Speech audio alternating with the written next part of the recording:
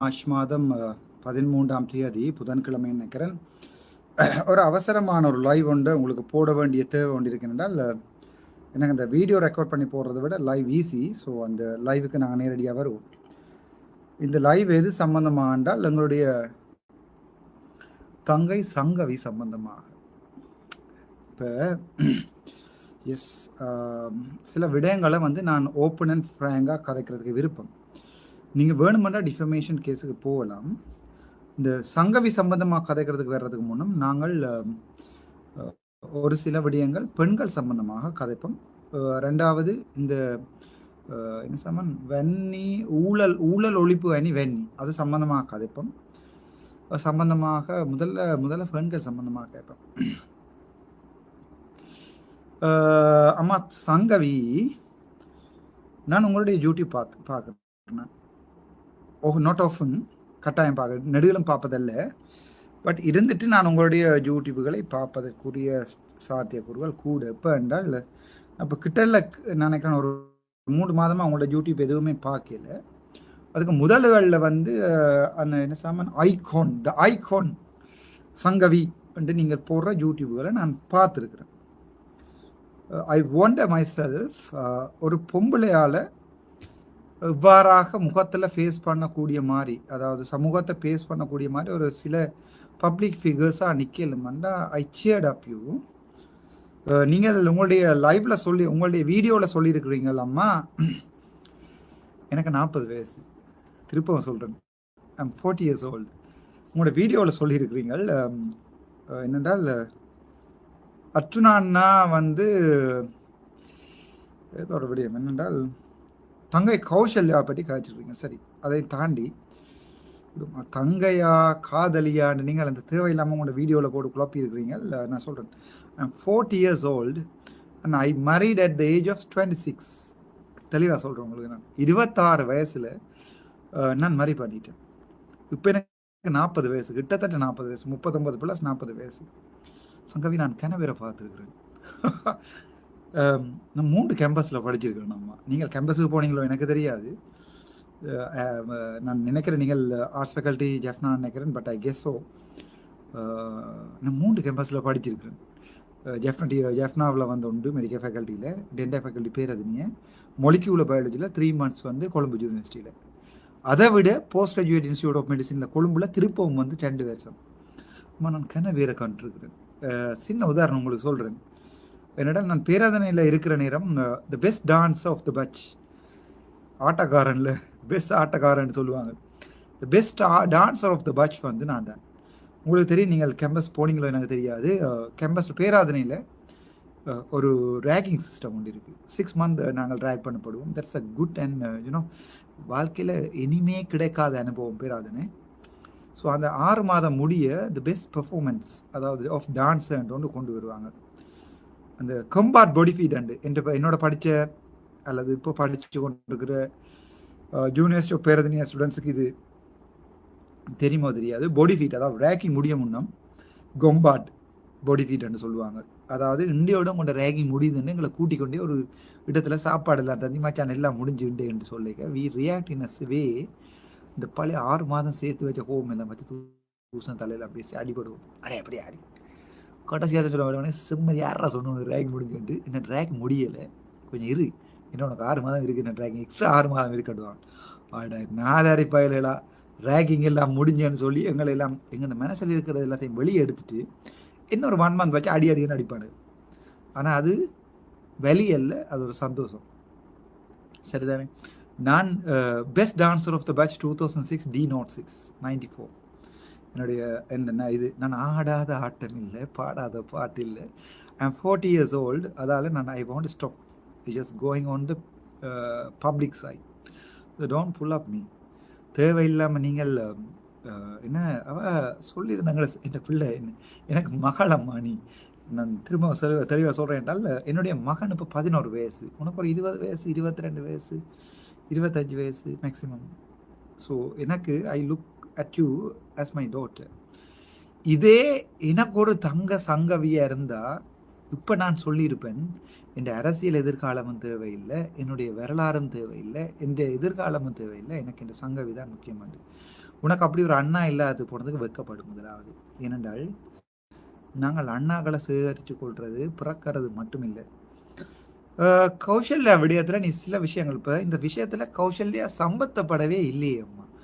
நான் உன் சார்பான நீ போட்ட டிக்டோ ஏதோ உன்னை பற்றி ஊழல் எதிர்ப்பாணியில் எது எழுதியிருந்ததை நான் ஷேர் பண்ணியிருந்தேன். ஓமாம்மா, நான் ஷேர் பண்ணியிருந்தேன். நான் தான் ஷேர் பண்ணியிருந்தேன். அதில் எந்த சந்தேகமும் இல்லை. நான் இப்போ கூட சில நாடுகளில் நான் அதாவது எமோஜியோட ஷேர் பண்ணுறதை ஸ்க்ரீன்ஷாட் அடித்து அது பிறகு ஃபோட்டோஷாப்பில் எடிட் பண்ணுவேன். ஃபோட்டோஷாப்பின் தேவையில்லை, ஹேட் பண்ண கேப்காட்டும் தேவையில்லை. ஆனால் அதை விளங்கப்படுத்தக்கூடிய திறமை எனக்கு தெரியுமோ தெரியல. இந்த ஸ்க்ரீன்ஷாட்டுகளோட வழக்குகள் போகுது, அது பரவாயில்லை. ஆனால் என்னென்றால் அது கேப்கட்டில் ஜஸ்ட் அதை அந்த ட்ராப் பண்ணி போட்டு கட் பண்ணி பண்ணி இதில் பேஸ்ட் பண்ணினால் என்னுடைய மாதிரியே ஃபோனில் காட்டும். எனிவே சங்கவி, நீங்கள் எடிட் பண்ணுறதுக்கு உங்களுக்கு நான் சொல்லித்தரதே இல்லை. என்னென்றால் பிள்ளை என்ன சொல்லி இருக்கிறீங்க என்றால் என்ன அர்ச்சுனா அண்ணா கௌசல்யா விட நம்ம ஃபுல்லாக கேட்டு கொண்டு நான் அதை கிணவர் ஷேர் பண்ணியிருக்கணும். கௌசல்யா விட விஷயத்தில் இப்படி இருந்தால் தன் தங்கச்சி மாதிரி என்னண்டாமா சங்கவி, நான் உனக்கு கொண்டு சொல்கிறேன். எனக்கு கொண்டு தங்கச்சின்றது நான் தான் டிசைட் பண்ண முடியும், நீங்கள் டிசைட் பண்ணிடலாது. எனக்கு தங்கச்சின்றது கௌசல்யா ஏன் நான் டிசைட் பண்ணாண்டால் அவள் எனக்காண்டி எனக்கு அந்த நாளுகள் சில நேரம் யோசிக்க கவலையாக இருக்கிறது. நான் யாருக்காண்டி இல்லை ஒரே ஒரு பொம்பளைக்காண்டி தான் நான் மன்னாரில் ஜெயிலுக்குள்ளே போனேன். அந்த பெண்ணுக்காகவும் இல்லை, அந்த பிள்ளை செத்துட்டு சரிதானே. கிட்டடியில் கூட நான் உணர்ச்சி வசப்பட்ட சில நேரங்களில் பாராளுமன்றத்தில் காய்க்கிறேன், கதை கேட்கலைன்னு சொன்னான். கொலை விழுந்து விழாகாலம் இந்த வரைக்கும் அதை பற்றி நாங்கள் தேடையில்லை. அது கொலை, அது அப்பட்டமான கொலை. That is not a medical negligence. அது ஒரு கொலை. 12 மணிக்கு அட்மிட் பண்ணின ஒரு ஆளை விடிய 7 மணி மட்டும் டாக்டர் பார்க்கிறேன்றது கொலை. நான் பீடியாட்டி பேஷண்ட் கூட இன்னும் மிஸ்னர் பார்த்தோன்ட்டுப்பீங்கள் சாவச்சியில் இருந்து உங்களுக்கு தெரியும். நான் கோலை ஆன்சர் பண்ணி கட்டாயம் கேட்பேன், மிஸ் என்ன பிரச்சனை, வயிற்று குத்துவான் டாக்டர். ஓகே, வயிற்று குத்துவான்டா இவ்வளோ இருக்காண்டு கேளுங்க, பிளட் போகுதா அல்லது அப்படி முக்கியமான விஷயங்களை கேட்பேன். இந்த முதலே காய்ச்சல் வந்துருந்து, இல்லை டாக்டர் சும்மா வயிற்று குத்தாம், சரி இந்த ட்ரக்கை கொடுங்கோ, நான் ஷர்ட் போட்டு கொண்டு வரதுக்கு 5 நிமிஷம் ஆகும், கனியூலாக போடுவோம். This is doctor Ramanathan Archuna. நீங்கள் சும்மா தேவையில்லாமல் சங்கவி பாய் இருக்கிறன்றதுக்காண்டி உங்களுக்கு ஊழல் அனுப்பி நான் இப்போ ஓப்பனாக சேலஞ்ச் பண்ணுறேன். உங்களோட மட்டும் இல்லையம்மா, ஊழல் ஒழிப்பு அணியோட நீங்கள் நினைக்கிறீங்க நான் தான் ஊழல் ஒழிப்பு அணியை ரன் பண்ணுறேன். எனக்கு சரியான கவலை என்னென்றால் அப்படி கேவலமான ஆள் ராமநாதன் அர்ச்சுனா இல்லை. என்னுடைய முக புத்தகத்தில் போய் பார்த்தீங்கன்னா தெரியும், என் பழைய வழக்கில் பார்த்தீங்கன்னா தெரியும். எது கண்டாலும் நான் எனக்கு வந்தாக்களை காட்டி கொடுக்காம நான் 14 நாள் ஜெயிலில் போனாள். இன்னொரு 13 வயசு பிள்ளை 14 வயசு பிள்ளை நாளைக்கு ஓப்பன் கோர்ட்டில் வரக்கூடாதுன்றதுக்காக 14 நாள் நான் ஜெயிலில் போய் இருக்கே. எனக்கு கவலை இருக்கல. நான் புத்தகங்களை வாசித்தேன், நான் எனக்கண்டு ஒரு புத்தகத்தை எழுதினான். ஆனால் சங்கவி நீங்கள் சொல்கிறீங்கள் உங்களை நான் காப்பாற்றணுமெண்டு. சங்கவி, கௌசல்யா நரேந்திரன்ன்றது உங்களை பொறுத்த வரைக்கும் ஒரு பொம்புலை, ஆனால் என்னை பொறுத்த வரைக்கும் அவள் கடவுள். என்னென்னு சொல்கிறான்னு தெரியுமா? அந்த செக்யூரிட்டி கார்டு எடுத்து சொல்லுவாங்க, மேடம் உங்கள்கிட்ட லோயர் ஐடென்டி கார்டு இல்லையண்டு. நான் சில நேரம் யோசிக்கிறேன், நான் எல்லாரும் கௌசல்யா நரேந்திரனை என்னோட சேர்த்து கதை கேட்கல. எனக்கு இப்போ ஒரு 26 வயசு இருந்தால் நான் கல்யாணம் கட்டியிருப்பேன். எனக்கு இப்போ 40 வயசு, என்னால் வாழ இல்லாது, இன்னொரு வாழ்க்கை வாழ இல்லாது. நான் வாழ்க்கையை கண்டுபிடிச்சால் நானும் கௌசல்யாண்ட வயசில் இருந்தால் நான் கௌசல்யாவை கல்யாணமே கட்டியிருப்பேன். அதில் எந்த சந்தேகமே இல்லை. நீங்கள் இதை மட்டும் உடைச்சு இதை மட்டும் வெட்டி நீங்கள் தாராளமாக போடலாம் யூடியூப்பில். அதன் உண்மை என்னென்றால் என்னை பொறுத்த வரைக்கும் என்ற சொந்த சகோதரங்கள் கூட பேக் பண்ணின நேரத்தில் அவளுக்கு இருந்த ஒரே ஒரு பவர் ஒரு லோயர்ன்றது. ஆனால் அவளுடைய ஐடென்டி கார்டு அந்த டைமில் எக்ஸ்பயர்ட். என்னுடைய ஃபோன் எல்லாம் கொடுத்துருக்குறேன். என்னுடைய 3 ஃபோன் இருந்தால் 3 ஃபோன் கொடுத்துருக்குறேன். நான் ஒரு பிள்ளையான ஆள் என்றால் இந்த கௌசல்யாண்ட கைக்குலாம் அந்த ஃபோன் போய்க்கணும். உங்களுக்கே தெரியும், உங்களுக்கு பாய் ஃப்ரெண்ட் எல்லாமே இருக்கும் சங்கவி. உங்களுக்கு பாய் ஃப்ரெண்ட் இருக்கும், உங்களுடைய வரலாறுகள் இருக்கும். நாங்கள் எதையுமே தோண்ட விரும்புகிறேன். என்ன நீங்கள் போட்ட பதிவு என்ன சரியாக சுட்டிருக்கேன் என்றால் உங்களுடைய போஸ்ட்டை ஷேர் பண்ணது நான் ராமநாதன் அர்ச்சுனா, பாராளுமன்ற உறுப்பினர். ஆனால் நீங்கள் இதில் கௌசல்யா வெளுத்து கதைச்சது என்னென்றால் கௌசல்யா மாதிரி என்னையும் காப்பாற்றுங்கோ அண்ணா என்றுதான் உங்களுடைய கதை. என்னென்றால் சங்கவி, நீங்கள் ஒரு நல்ல கேரக்டராக இருந்தா, நான் உங்களை பிள்ளையான கேரக்டர்னு சொல்லலையம்மா, நீங்கள் ஒரு நல்ல கேரக்டராக இருந்தா எனி டைம் எனிவேஸ் நான் உங்களுக்காக உயிரையை கொடுப்பேன். ஆனால் அங்கே தான் கேள்வி இருக்கு. என்னென்றால் இந்த வன்னி ஊழல் அணிப்பு அணியும் உங்களை பற்றி தொடர்ந்து போட்டு கொண்டிருக்காங்க. சிலதில் ஷேர் பண்ணியிருக்கேன், சிலதில் ஷேர் பண்ணல. ஷாலினுடைய விடயம் வந்து நான் கதைக்க வேண்டியதுக்கு வந்த காரணம், பாராளுமன்றத்தில் அவருடைய நட உட பேச்செல்லாம் பிள்ளை. அதை பார்க்குற ஒரு 6 வயசு பிள்ளைக்கு விளங்கும் பூண்டண்டா என்னண்டு நான் அதை பற்றி கதைக்க விரும்புகிறேன். ஸோ அது நான் அதை எவிடன்ஸ் பார்த்தபடியாக தான் நான் உங்களுக்கு அந்த விடயங்களை நேரடியாக போட வேண்டி வந்தது.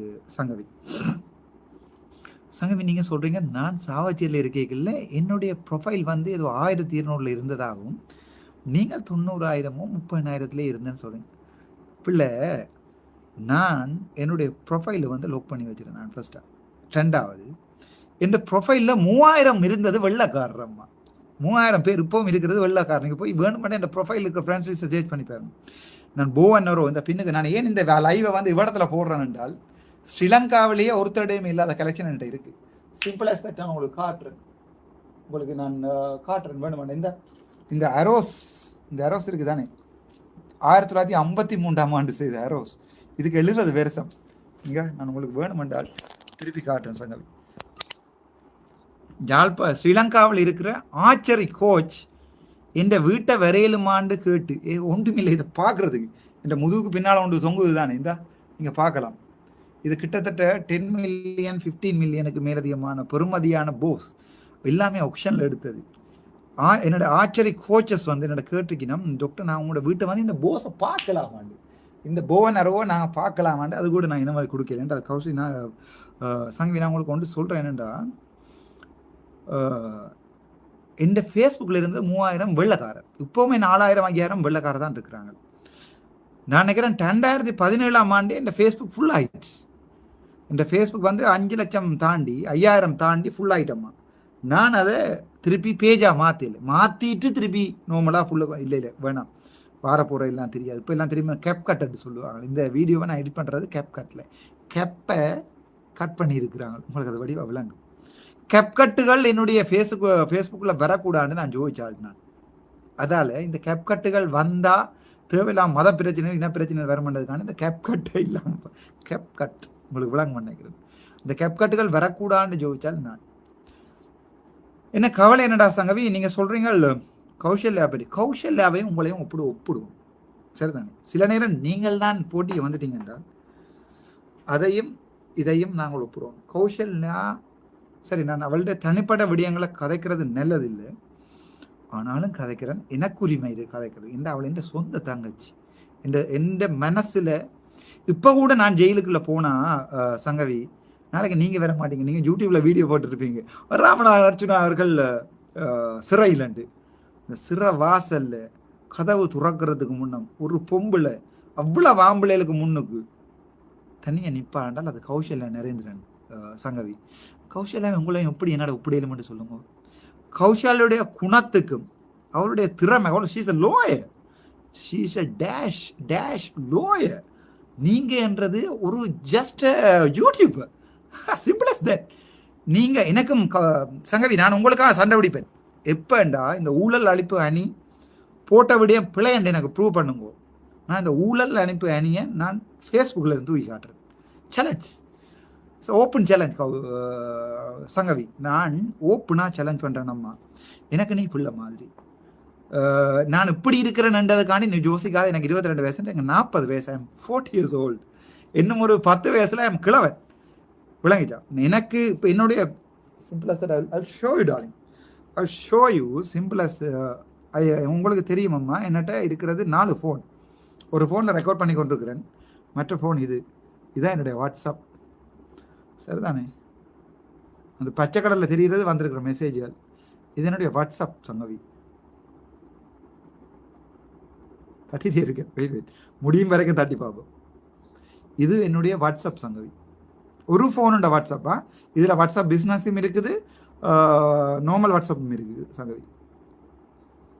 இதானமா என் வாட்ஸ்அப். இப்போ விளங்குதா உங்களுக்கு? தட்டிகிட்டே இருக்கேன். இதுதான் என் வாட்ஸ்அப். இவ்வளோ பேருக்கு நான் ஆன்சர் பண்ணணும், இவ்வளோ பேருக்கும் திருப்பி மெசேஜ் தேங்க்யூ போட்டால் திருப்பி தேங்க் பண்ணணும்.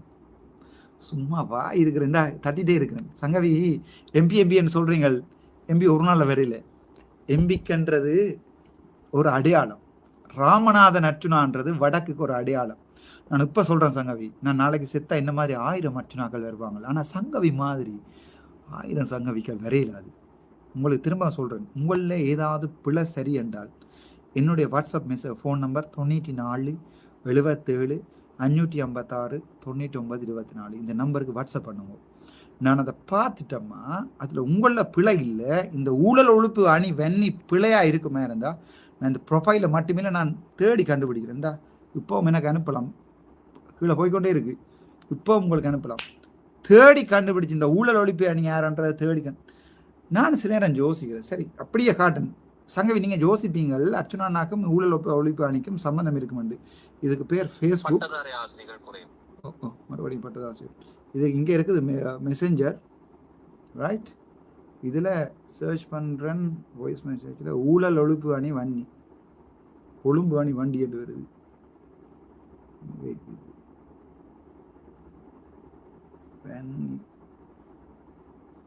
சர்ச் இந்த சர்ச் போட்டிருக்கேன், ஏதாவது வருதான்னு பார்ப்போம்.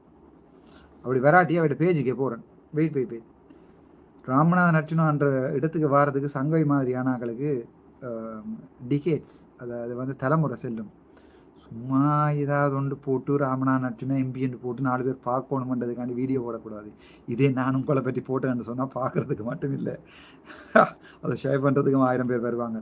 என்னால் ஒரு பொம்பளை பிள்ளை பாதிக்கப்படக்கூடாது. நான் சொல்லியிருக்கிறேன் அம்மா சங்கவி, நான் என்னுடைய எலெக்ஷன் நேரம் சொல்லியிருக்கிறேன். எல்லாரும் என்ன கேட்டுச்சுன்னா கௌசல்யாவா எலெக்ஷன் ஆண்டு தெளிவாக சொன்னேன். கௌசல்யாண்டு ஏனென்றால் ஒரு பெண்ணுண்ட உடம்புல செத்த உடம்புல எந்த கௌசல்யா நாளைக்கு தூக்கு போட்டு செத்தா அந்த உடம்பை தாண்டி ராமநாதன் அர்ச்சுனா பார்லிமெண்ட் போனால் அதை மாதிரி கேவலம் என் அப்பாவுக்கு செய்கிற துருவம் என்ற அதையும் விட நான் சொல்கிறேன் உங்களுக்கு தெளிவாக என்ன 1-2 விஷயத்தை சொல்கிறேன். கௌசல்யா ஊழல் ஒழிப்பாணி வேணி இந்த போயிருக்கிறேனம்மா இதுண்ட நான் ஏதாவது டெலிட் பண்ணியிருந்தால் முதல்ல நீங்கள் அப்படி நினைக்கிறீங்களோ ஒரு மெசேஜுக்குள்ளே போகிறேன், ரைட்? இந்த இப்படி தான் கிடக்கு, இவ்வளோ தான் கிடக்கு. இதில் இந்த என்ன உங்களுக்கு தெரியுமோ தெரியல, இவ்வளோதான். அந்த ஊழலொழி நீங்கள் இறுதியாக செய்த ஐடி உங்கள் பேரை காட்டுது, கவனம் சட்ட பிரச்சனை வரும். ஏனென்றால் அந்த ஒரு கள்ள ப்ரொஃபைல் உண்டு, எந்த பேருக்கு ஸ்டார்ட் பண்ணி திருப்பி இந்த எந்த பேரை ஸ்டார்ட் பண்ணி அதுலேருந்து ஒரு கள்ள ஊழல் ஒழிப்பு அணியை வந்து கிளியர் பண்ணிக்காங்க. அவ்வளோதானே அவங்க நியாயமான பொடியால். நீங்கள் நினைக்கிற மாதிரி கெட்ட காவாளியலோ இல்லையோ இல்லை, இவ்வளோதானம்மா கிடக்கு. எனக்கு ஒரு பிள்ளை இருக்குது, பிள்ளை மேலே சத்தியமாக சொல்கிறேன். நான் ஒரு நாளுமே அவங்களை நேர 36 ஃபாலோவர்ஸ் ஒரு நாளுமே நான் அவங்கள நேராக கதைச்சதில்லை. நானே கதைக்கணும், எனக்கு முதுகெலும் கொண்டுன்றது கடவுள் படைச்சிருக்கிறான். நான் ஏனம்மா கதைக்கணும் அவங்களோட இந்த வெடியம்சம்மா அப்படி போடும் இப்படி போகணும். சங்கவி நான் சொல்கிறேன் உங்களுக்கு, பிள்ளை உங்களில் பிள்ளை இல்லையண்டா என்னை கண்டாக்ட் பண்ணுங்க. 94 77 556 99 24.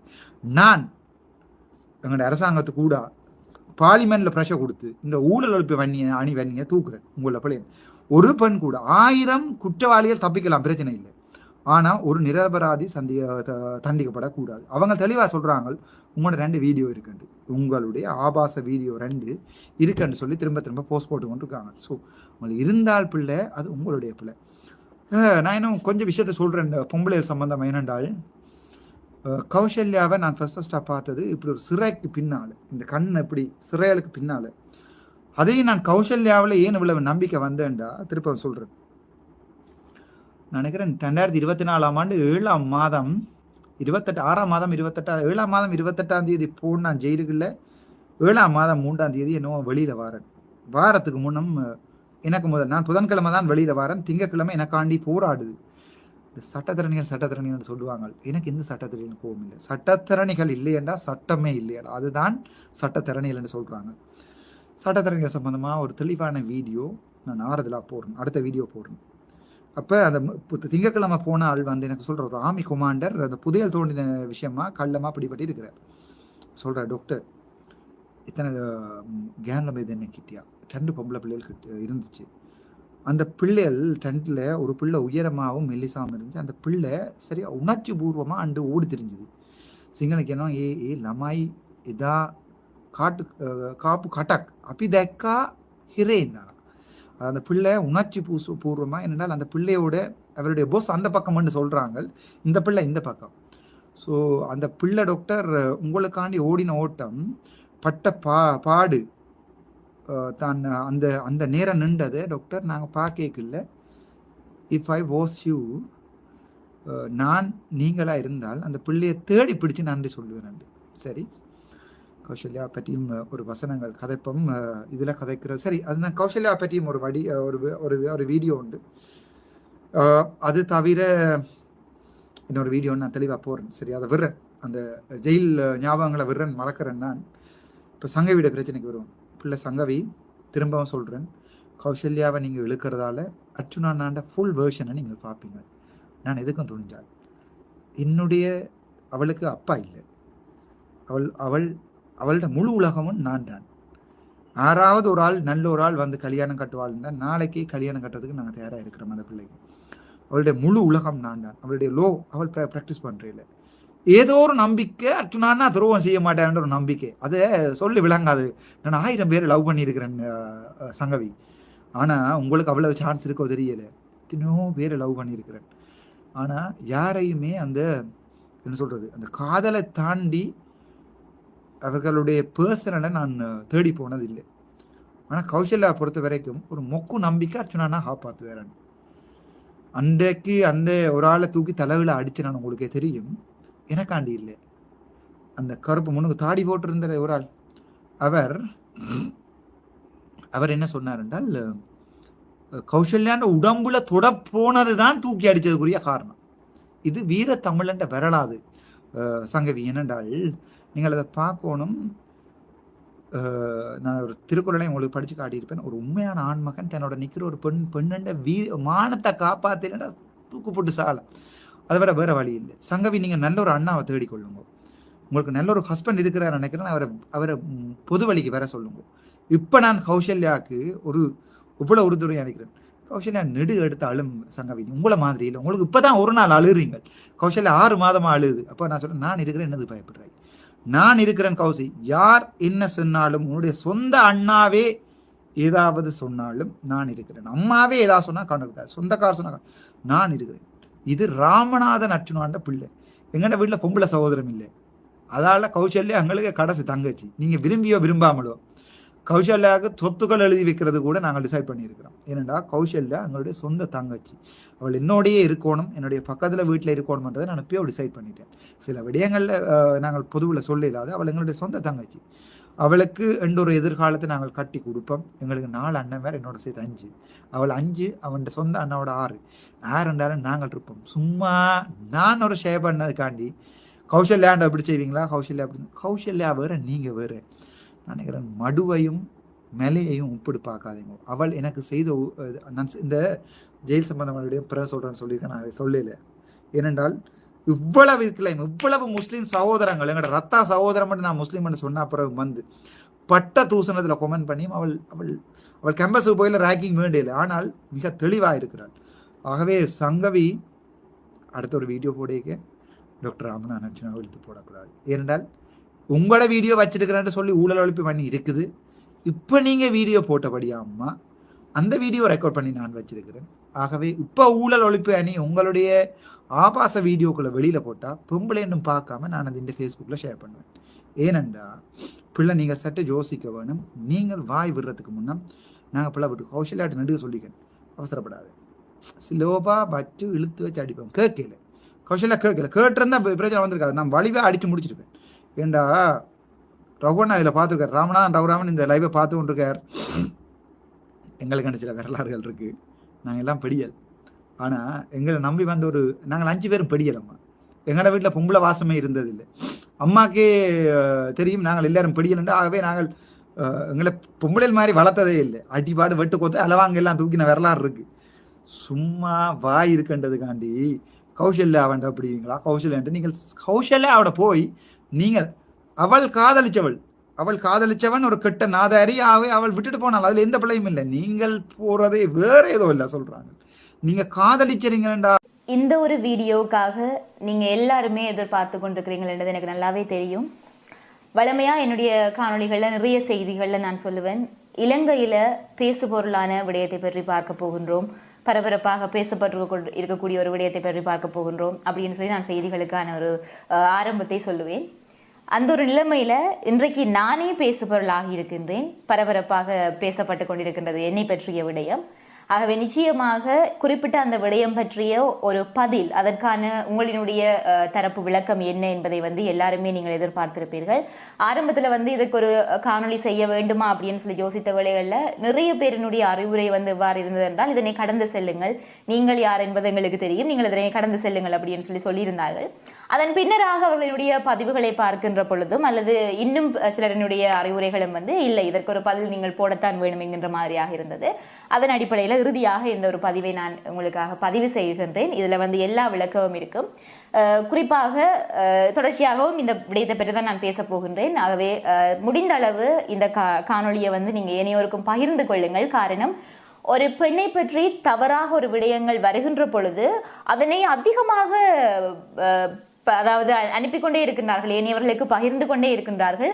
ஆனால் அதே சமயம் சரியான ஒரு விடயத்தை சொல்கின்ற பொழுது அதனை பகிர்வதற்கு நாங்கள் முன்வருவது குறைவாக இருக்கின்றது. ஆகவே தயவு செய்து இந்த காணொலியை முடிந்தளவு நீங்கள் ஏனையவருக்கு பகிர்ந்து கொள்ளுங்கள். அதே சமயம் நான் முதலாவதாக விண்ணப்பிக்கக்கூடிய ஒரு விடயம் என்பது, இந்த காணொலியை நிச்சயமாக இந்த ஊழல் ஒழிப்பு அணி வன்னி அந்த உறுப்பினர்களும் பார்த்து கொண்டிருப்பார்கள். யாரென்று அவர்களை எனக்கு தெரியாது. அதே சமயம் பாராளுமன்ற உறுப்பினர் டாக்டர் ராமநாதன் அர்ஜுனா அவர்கள் பார்க்கிறதுக்கான வாய்ப்பு இருக்கு, கௌசல்யா பார்க்கிறதுக்கான வாய்ப்பு இருக்கு.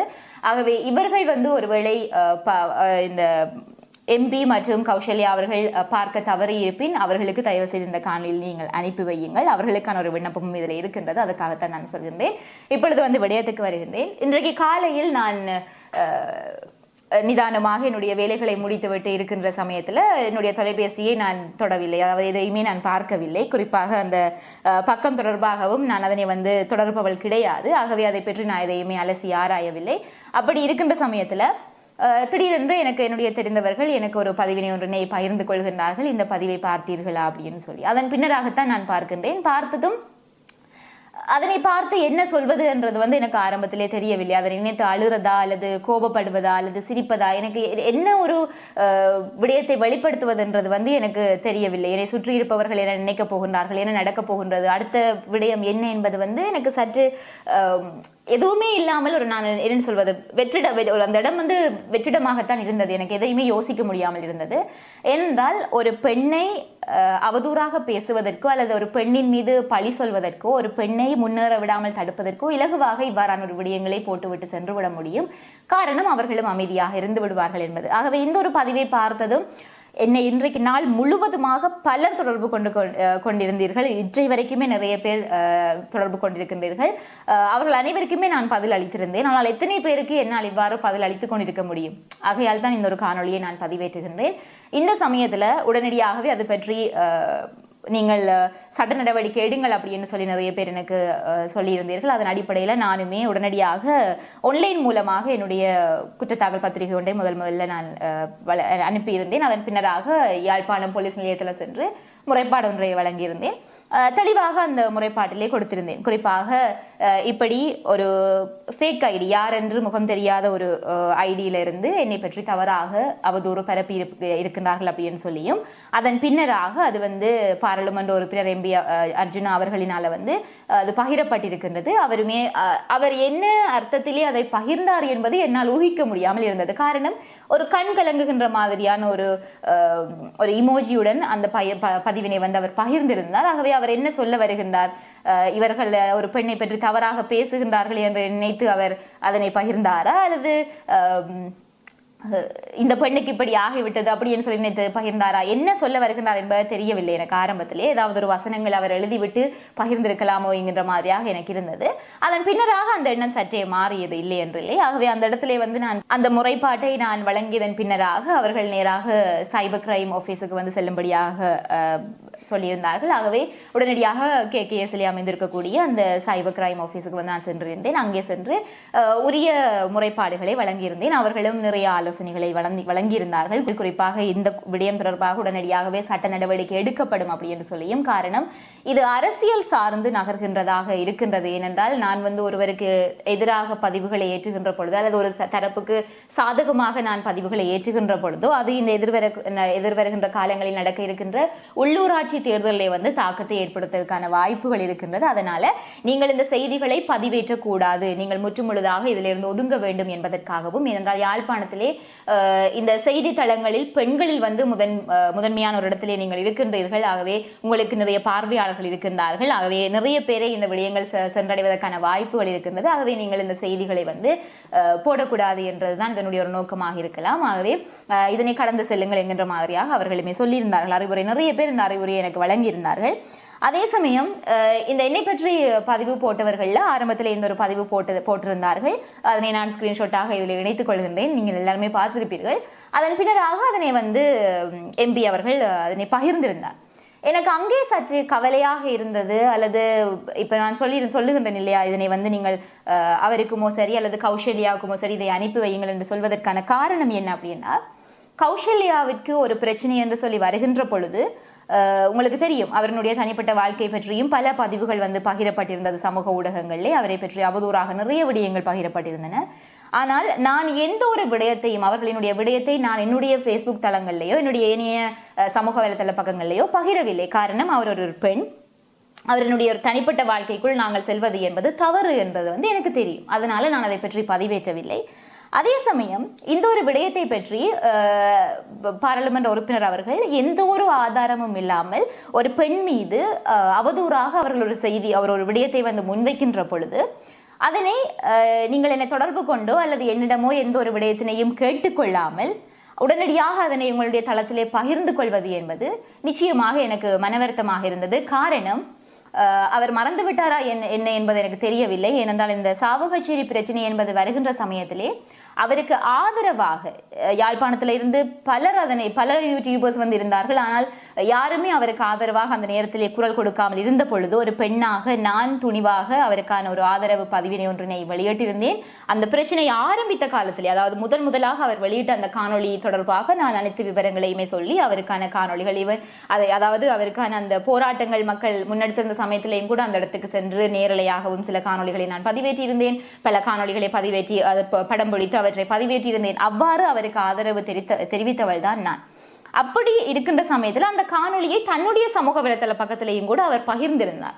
அப்பொழுது அவருக்கு இருந்த ஃபேஸ்புக் ஃபாலோவர்ஸ் வந்து பார்த்தீங்கன்னா ஒரு 1200 என்று நினைக்கின்றேன். அதற்குள்ளே தான் இருந்தது அவருக்கான அந்த ஃபாலோவர்ஸ். அப்பொழுது என்னுடைய சப்ஸ்கிரைபர்ஸ் என்னுடைய எண்ணிக்கை வந்து 90,000 கடந்திருந்தது. அதாவது 1,00,000 நெருங்கி கொண்டிருந்தது. அந்த நேரத்திலே அவர் என்னுடைய பதிவினை தன்னுடைய சமூக வலைத்தள பக்கத்திலே பகிர்ந்திருந்தார். அதன் பின்னராக அவருடைய வளர்ச்சி, அவருடைய இன்றைய நிலைமை உங்கள் அனைவருக்குமே தெரியும். அப்படி இருக்கின்ற பொழுது கௌசல்யாவிற்கு அவர் ஒரு சட்டத்திறனியும் கூட கௌசல்யாவினுடைய வயதை ஒத்த இன்னொரு பெண்ணுக்கு, கௌசல்யாவுக்கு நடக்கக்கூடிய அதே அநீதி இன்னைக்கு இன்னொரு பெண்ணுக்கு நடந்து கொண்டிருக்கின்றது. ஆகவே கௌசல்யாவிற்கு குரல் கொடுக்கக்கூடிய பாராளுமன்ற உறுப்பினர் இன்றைக்கு அவருடைய சமூகத்திலே இருக்கக்கூடிய இன்னொரு ஈழப்பெண்ணுக்கு அப்படி ஒரு விடயம் நடக்கின்றது என்றால் அதற்காக ஏன் அவர் குரல் கொடுக்கவில்லை என்பது என்னுடைய ஒரு சிறிய ஆதங்கம். இதற்கு காரணம், அதன் பின்னராக வந்த காலங்களில் வந்து சில விடயங்களை நான் சுட்டிக்காட்டியதாக இருக்கலாம். ஏனென்றால் ஒரு விடயம் வந்து எல்லாருமே எல்லா விதத்திலையும் சரியானவர்கள் என்று சொல்லிவிட முடியாது. ஆகவே அவர் சமூகத்துக்கு, அதாவது பொதுவாக அவர் சமூக பணி செய்வதற்கென்று வந்ததன் பின்னராக சில கருத்து வேறுபாடுகள் இருந்தது. அவர்களுடைய சில கருத்துகள் வந்து எனக்கு உடன்படாமல் இருந்தது. அதற்கு சில விமர்சனங்களை நான் முன்வைத்திருந்தேன். ஆனால் அதனை பற்றி பெரிதாக அலட்டிக் கொள்வது கிடையாது. அதனை வந்து கடந்து சென்று விடுவேன். சில விடயங்களை பேசுவேன், அதன் பின்னராக கடந்து சென்று விடுவேன். அதனை ஒரு பெரிய விடயமாக பூதாகாரமாக நான் பேசி முடிப்பது கிடையாது. ஆனால் அந்த விடயங்கள் எல்லாவற்றையுமே நடந்ததன் பின்னராக ஒருவேளை அது அவருக்கு ஒரு கசப்பான ஒரு விடயமாக இருந்திருக்கும். என்னை பற்றி எவ்வாறு அவதூறாக பேச முடியும் அப்படின்னு சொல்லி ஒரு கசப்பாக இருந்திருக்கும். ஆனால் இல்லாததை நான் எதையுமே சொல்லவில்லை. அவர் பேசிய சில வசனங்கள் வந்து பிழையாக இருந்ததுன்னு சொல்லி, எவ்வாறு இன்றைக்கு எஸ்கே கிருஷ்ணா அவர்கள் வந்து பேசிய வார்த்தை பிரயோகங்களினால இன்றைக்கு சிறையிலே அடைக்கப்பட்டிருக்கின்றாரோ அதே மாதிரி சில பேசிய வார்த்தை பிரயோகங்கள் வந்து தவறாக இருந்ததை சுட்டிக்காட்டியிருக்கின்றேன். ஆகவே இவ்வாறு இருக்கின்ற பொழுது இன்றைக்கு கௌசல்யாவுக்கு ஒரு பிரச்சனை, அவர்களுடைய தனிப்பட்ட வாழ்க்கையை எடுத்து பொது வழியிலே கதைத்து விட்டார்கள் என்று சொல்லி குரல் கொடுத்த பாராளுமன்ற உறுப்பினரா என்னுடைய பதிவை பகிர்ந்தார் என்பதுதான் என்னுடைய ஒரு பெரிய ஆதங்கம். ஆகவே அவரிடம் நான் கேட்டுக்கொள்ளக்கூடிய ஒரு வேண்டுகோள், விண்ணப்பம் எதுவாகவும் இருக்கலாம். என்றால் இன்றைக்கு பாராளுமன்றத்தினுடைய உறுப்பினர் இல்லையா அவர். ஆகவே மக்களினுடைய பிரச்சனையை கதைப்பவர். ஆகவே மக்களுக்கு எந்த ஒரு பிரச்சனை வந்தாலும், உள்ளூராட்சி தேர்தல் வர இருக்கின்றது, ஆகவே இப்படி ஒரு பெண்ணுக்கு தவறாக அவதூறு பரப்பி இருக்கின்றார்கள் என்கின்ற ஒரு விடயத்தை அவர் எடுத்து அவர் எனக்கு நீதி பெற்று தருவாராக இருந்தால் நிச்சயமாக இன்றைய சமூகத்திலே இருக்கக்கூடிய இளவயது பெண்கள் வந்து அவரை வந்து போற்றுவார்கள் என்று நினைக்கிறேன். ஏனென்றால் இன்னைக்கு நிறைய பேர் எதிர்நோக்கக்கூடிய ஒரு பிரச்சனை என்பது இதுதான். ஏனென்றால் அவருடன் கூட இருக்கக்கூடிய பெண்ணும் இதே பிரச்சனையை எதிர்நோக்கி இருக்கின்றார். ஆகவே சட்டத்தரணி கௌசல்யா அவர்களுக்கும் இன்றைக்கெல்லாம் நிறைய காணொளிகளை அவர் பதிவேற்றியிருந்தார். குறிப்பாக நேரலை எல்லாம் சென்றிருந்தார். நேரலைக்காக அந்த தொலைபேசியை பிடித்துக் கொண்டிருந்ததும் கூட கௌசல்யா தான் என்கின்றதை வந்து மறைமுகமாக அவர் அந்த காணொலியிலே சொல்லியிருப்பார். ஆகவே அவர் கூடவே இருக்கக்கூடிய ஒரு பெண், அவர் கூட இந்த விடயத்தினை அவருக்கு எடுத்து கூறவில்லையா? அந்த ஒரு பொம்பளை பிள்ளை தன்னுடைய வயதை ஒத்த, அவருக்கு தெரிந்திருக்குமோ தெரியாது, தன்னுடைய வயதை ஒத்த ஒரு பெண் என்று சொல்லி, ஆகவே தன்னுடைய வயதை ஒத்த ஒரு பெண்ணை பற்றி இவ்வாறு தவறாக போட்டிருக்கின்றார்கள், இதனை பற்றி நாங்கள் ஆதாரம் இல்லாமல் கதைக்கக்கூடாது என்கின்றதை வந்து அவரும் சொல்லி இருக்கலாம். ஆகவே தயவு செய்து இந்த ஒரு விடயத்தினை நீங்கள் இருவரும் ஆதாரம் இல்லாமல் ஒரு அவதூறு பரப்புகின்ற ஒரு விடயத்தினை, ஒரு பெண்ணுக்கு எதிராக பரப்புகின்ற ஒரு விடயத்தினை பற்றி ஆழமாக சிந்திக்க வேண்டும். அதுவும் ஒரு பதவியில் இருக்கக்கூடிய நீங்கள், உங்களை பலர் பின்பற்றுகின்றார்கள், நீங்கள் ஒரு பதிவினை பகிர்கின்ற பொழுது அதிலே பொறுப்புடைமை என்பது இருக்க வேண்டும். ஆகவே அதனை வந்து இந்த இடத்திலே நான் வேண்டுகோளாக உங்களிடம் விண்ணப்பிக்க விரும்புகின்றேன். பாராளுமன்ற உறுப்பினராக இந்த ஈழப்பெண்ணுக்கு நீதியை நீங்கள் பெற்றுத் தருவீர்கள் என்று நான் நம்புகின்றேன். ஆகவே அந்த ஒரு பக்கத்திலே நிறைய ஊழல்வாதிகள், மோசடிவாதிகளை அம்பலப்படுத்தி கொண்டிருக்கின்றார்கள், வரவேற்கத்தக்கது. ஆனால் அதிலே உண்மைக்குமே எல்லா அரசியல்வாதிகளையுமே அவர்கள் அம்பலப்படுத்தி கொண்டிருக்கின்ற சமயத்திலே பாராளுமன்ற உறுப்பினருக்கு சாதகமான பதிவுகள் தான் அதிகமாக இருக்கின்றன. ஆகவே அவருக்கு நிச்சயமாக எனக்கு சார்பாக சில நடவடிக்கைகளை அவர் முன்னெடுப்பார் என்று நம்புகின்றேன். அதே சமயம் அந்த ஒரு முதலாவது பதிவுக்கு அடுத்ததாக ஒரு நீண்ட பதிவு ஒன்று, நான் அதாவது போலீஸ் நிலையத்தில் இருந்து முறைப்பாடு அளித்துக் கொண்டிருக்கின்றேன், அந்த பதிவேற்றப்பட்டிருக்கிறது. அதனை பார்க்கின்ற பொழுது எவ்வாறெல்லாம் மக்களை நம்ப வைக்க முடியுமோ அவ்வாறெல்லாம் முயற்சி செய்திருக்கிறார்கள். அதிலே அவர்கள் குறிப்பிட்ட பல இடங்கள் வந்து எனக்கு இன்று வரைக்குமே தெரியாது, இப்படியான இடங்கள் இருக்கின்றதா என்றது எனக்கு ஒரு சந்தேகம். ஆகவே அப்படி அந்த இடங்கள் எங்கே இருக்கின்றது என்றதே எனக்கு தெரியாமல் இருக்கின்ற சமயத்துல இவர்கள் அந்த இடத்துக்கு நான் போனேன். அதிலே குறிப்பாக ஒரு போதைப்பொருள் வியாபாரி சம்பந்தமாகவும் ஆரம்பத்திலே போட்டிருந்தார்கள் என்று நினைக்கின்றேன். நிச்சயமாக எனக்கு இவர்கள் என்ன சொல்ல வருகின்றார்கள் என்று இப்பொழுது உங்களுக்கு தெரியும். நான் இவ்வளவு துணிவாக கதைக்கின்றேன் என்று நீங்கள் எண்ணலாம், அல்லது இவ்வளவு நடந்த பிறகு வந்து சிரித்து கொண்டிருக்கின்றார் என்று நீங்கள் எண்ணலாம். ஆனால் இந்த ஒரு நாள் முழுவதுமாக நான் பட்ட வேதனைகள் என்பது அதிகமாகத்தான் இருக்கின்றது. இந்த காணொலியை கூட நான் நிறைய தடவைகள் நிறுத்தி எடுத்துக்கொண்டிருக்கின்றேன். காரணம், இந்த காணொலியில் நான் அழுது இந்த காணொலியை பதிவேற்றக்கூடாது என்று எண்ணியிருந்தேன். ஆகவே அழாமல் இந்த பதிவை செய்ய முடியாது. எந்த ஒரு பெண்ணாலையும் இந்த ஒரு விடயத்தினை வந்து அழகியை நிப்பாட்டி கொண்டு செய்வது என்பது கடினமாகவே நான் இந்த காணொலியை நிறைய நீண்ட நேரமாக எடுத்துக்கொண்டிருக்கின்றேன். காரணம், நிறுத்தி செய்ய வேண்டியதாக இருக்கின்றது. அதே சமயம் அதில் அவர்கள் ஆரம்பத்திலே போட்டிருந்தார்கள் என்னென்றால், ஒரு போதை கடத்தல் வியாபாரியிடம் வந்து போலீஸ் விசாரணை மேற்கொண்டதாகவும் அதிலே அவர் என்னுடைய பெயரை உச்சரித்ததாகவும் அந்த தொலைபேசியிலே என்னுடைய புகைப்படங்கள் இருந்ததாம். ஆனால் அதனை போலீசார் வாங்குகின்ற சமயத்திலே அது டிலீட் ஆகிவிட்டது அப்படின்னு சொல்லி போட்டிருக்கிறார்கள். ஆகவே அந்த புகைப்படங்கள் இல்லையா. அதன் பின்னராக இன்னும் ஒரு தியேட்டர் அப்படின்னு சொல்லி போட்டிருக்கிறார்கள். அது எல்லாமே நான் பக்கத்தில் இணைத்துக் கொள்கின்றேன், நீங்கள் பார்க்கலாம், ஏற்கனவே பார்த்தும் இருப்பீர்கள். இவ்வாறு அந்த தியேட்டருக்கு அண்மையிலே நான் யாருடைய ஒரு பிரபலமான வர்த்தகர் ஒருவர் இருந்ததாக அப்படின்னு சொல்லி நிறைய விடயங்களை வந்து அவர்கள் போட்டுக்கொண்டே இருக்கின்றார்கள். இதிலே வந்து எனக்கு எங்கே இவர்களினுடைய விடயம் எனக்கு புலப்பட்டது என்றால், தம்மிடம் வாய் என்ற மூலதனம் உண்டு என்பதற்காக உண்மைகள் மறையாது என்றால் இவர்களுக்கு நான் கதைப்பதுதான் பிரச்சனையா? இதுதான் என்னுடைய ஒரு கேள்வியும் ஆதங்கமும்.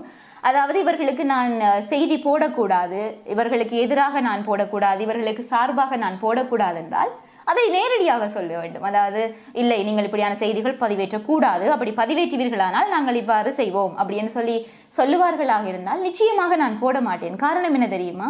நீங்கள் எல்லாருமே நினைக்கலாம் பயப்படுகிறீர்களா என்று. நிச்சயமாக பயப்படுகின்றேன். ஏனென்றால் நானும் ஒரு சாதாரண பெண் தான்.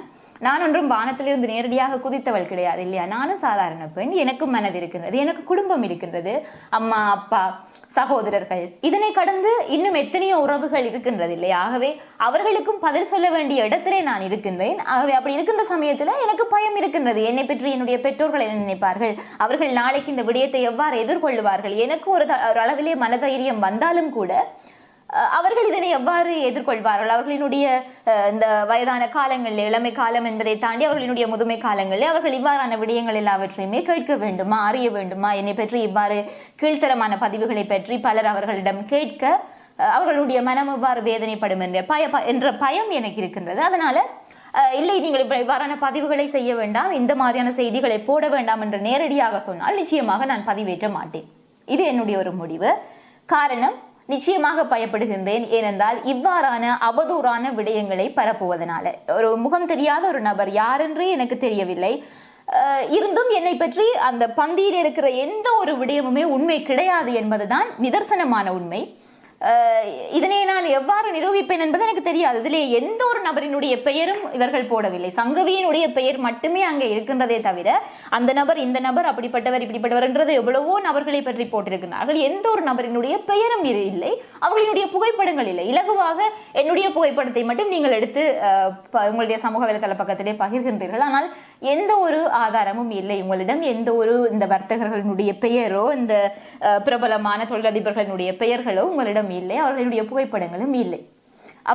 அதை கடந்த பிறகு எதற்காக இவ்வாறு ஒரு அவதூறு? இதனை எல்லாவற்றையும் கடந்து இறுதியாக ஒரு பதிவு ஒன்று என்னென்றால், சங்கவி அவர்களே அஜய் எங்கே காணாமல் போய்விட்டாரா என்கின்ற இந்த ஒரு பதிவு, ஒரு காணொலி ஒன்றினை பதிவேற்றி இருக்கிறார்கள். அதாவது நிறைய பேர் எல்லாருடைய அந்த பதிவுகளுக்கு கீழே சென்று கேட்ட ஒரு விடயம் என்பது, லிங்க் இருந்தால் அனுப்புங்கள், காணொலி இருந்தால் அனுப்புங்கள் அப்படின்னு சொல்லி நிறைய பேர் கேட்டிருக்கிறார்கள். இன்னைக்கு அது ஒரு பரவலான ஒரு கலாச்சாரமாக வருகின்றது. ஒரு பெண்ணை பற்றி ஒரு விடயம் வந்துவிட்டால் உடனே எல்லாருமாக சென்று இந்த ஒரு விடயத்தை கேட்பது, அது உண்மையா பொய்யா என்று தெரியாமல் அதனை பகிர்ந்து கொள்வது. ஆகவே கௌசல்யா அவர்களை பற்றி ஒரு விடயம் வருகின்ற பொழுது அதனை இலகுவாக நாங்களும் பகிர்ந்து விட்டு சென்றிருக்கலாம்.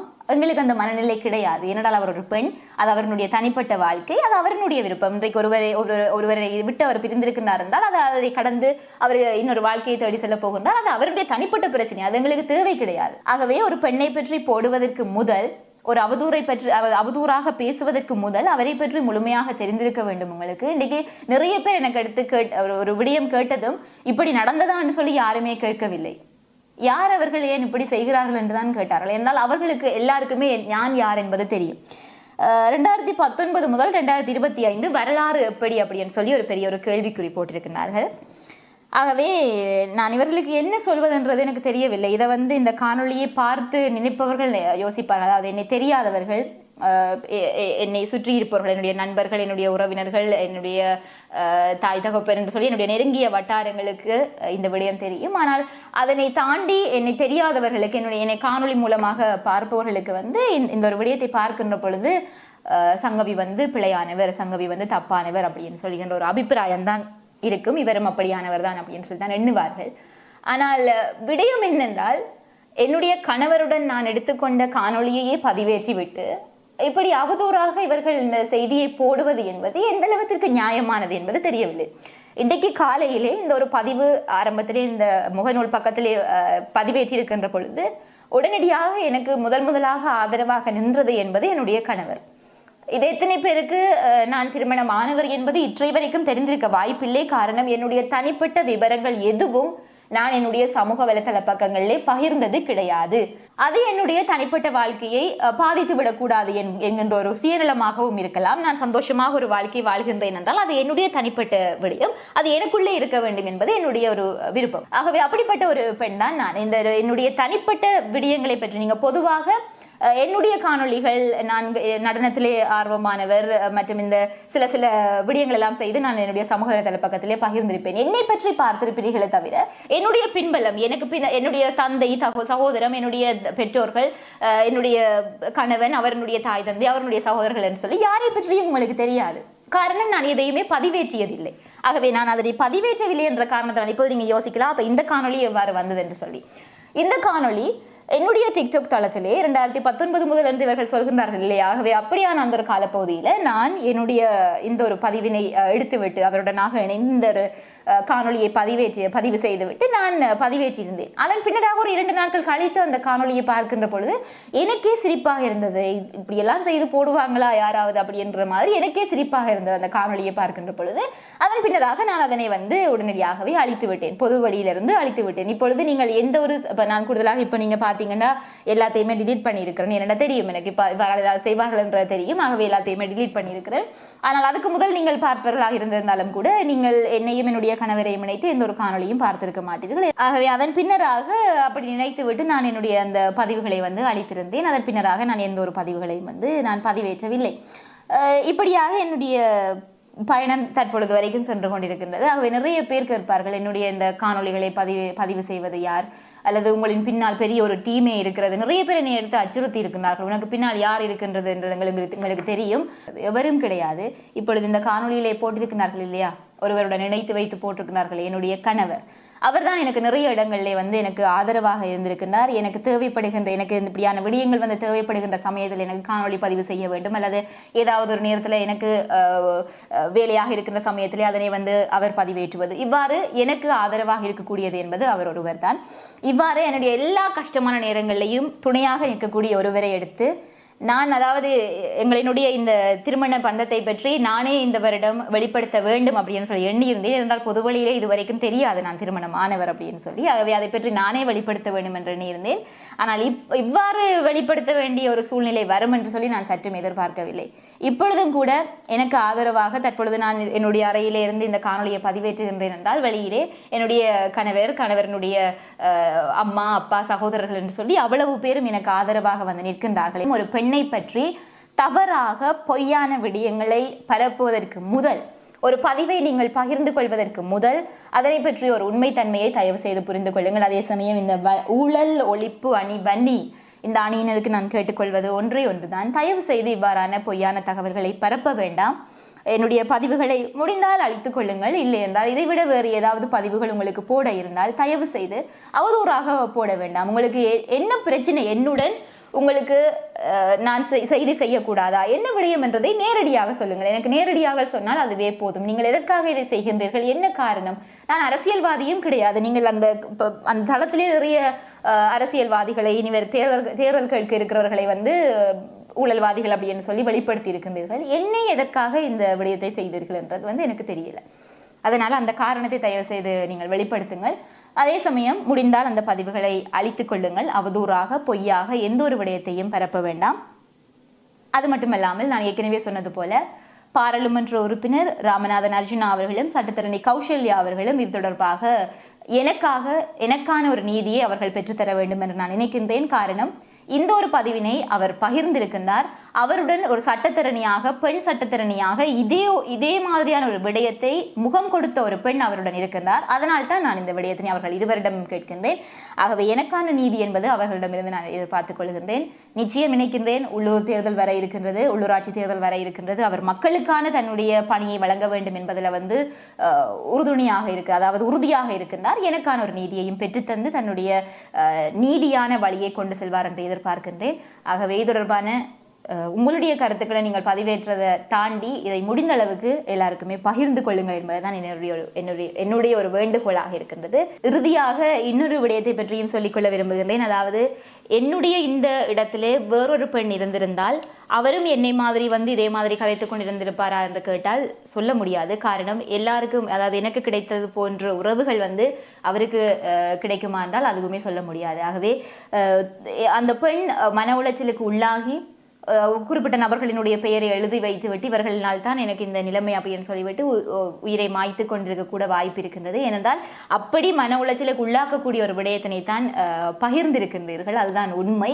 ஆகவே நாளைக்கு இப்போ இன்றைக்கு இவ்வளவு விடயங்களையும் பகிரக்கூடியவர்கள் வன்மையாக அவ்வளவு விடயங்களை சம்பந்தமே இல்லாமல், என்னை யாரென்றே தெரியாதவர்கள், என்னை முன்னப்பின் என்னை பார்க்காத ஒரு நபர் கூட என்னை பற்றி அவலத்துக்கு எழுதுகின்ற சமயத்திலே நாளைக்கே நான் இவற்றை எல்லாம் தாங்க முடியாமல் ஒரு மன உளைச்சலுக்கு உள்ளாகி நான் இவர்கள் எல்லாம் பகிர்ந்திருக்கின்றார்கள் என்னுடைய விடயத்தினை வந்து என்னுடைய சம்பந்தமே இல்லாமல் எழுத்து மூலமாக ஒரு விடயத்தினை வந்து ஆதாரம் இல்லாமல் அவதூறான ஒரு விடயத்தினை பேசி இருக்கின்றார்கள். இதனால் நான் மன உளைச்சலுக்கு உள்ளாகிவிட்டேன், இவர்கள் தான் காரணம் என்று சொல்லி எழுதி வைத்துவிட்டு நான் தவறான முடிவு எடுத்து விட்டேன் என்றால் அதன் பின்னராக என்ன செய்வார்கள்? திருப்பி எல்லா இதுக்கும் அநியாயமாக ஒரு பெண் பிள்ளையை உயிர் மாய்க்க செய்து விட்டார்கள், இந்த உலகத்தை விட்டு போக்காட்டி விட்டார்கள் அப்படி என்று சொல்லி அதன் பின்னராக என்னன்னு சொல்றது, அந்த பெண்ணுக்கு ஆதரவாக தங்களினுடைய கவலையை வெளிப்படுத்துகின்ற விதமாக பதிவுகள் வரும். அந்தளவு இடத்துக்கு நீங்கள் காத்து கொண்டிருக்க வேண்டிய அவசியம் கிடையாது. இப்பொழுதே குரல் கொடுங்கள் என்றதான் என்னுடைய ஒரு விண்ணப்பமாக இருக்கின்றது. ஆகவே முடிந்தளவு பகிர்ந்து கொள்ளுங்கள் உங்களுடைய கருத்தை.